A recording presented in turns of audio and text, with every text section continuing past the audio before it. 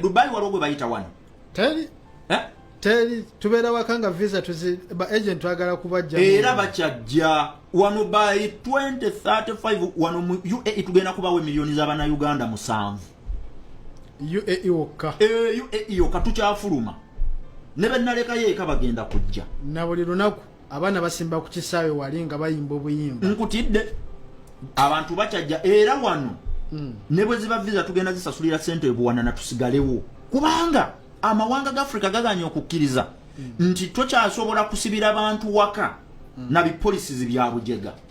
ngo buli lwobeera ne bipolisi buli muntu gwolaba mu UAE they are a result the influx of all nationals abazze wano mu UAE ebintu bino wamanga mukaga bye bibagoba ewaka bipolisi ebiriwo bya kisiru tebikola magezi economy tebagifuddeeko ate savinga namba ya rubatu kati abantu abana ne bagamba katugende mu kibeere kyente nga kigabira buli omu UAE gabira buli muki buli azze so kimenya mateeka ku nkuba kyeyo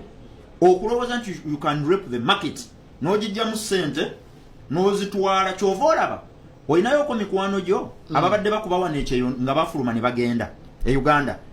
weeks 2 aba yakomyewo omanyi lwaki kubanga ali mu kuwamba sente azitutte mu economy yazimuma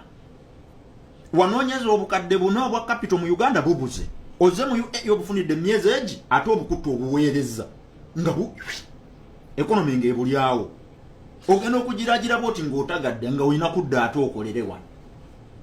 so kikkakatako nga ggwe nkuba kyeyo okumanya nti akatale akakuwadde sente sooka ozirekemu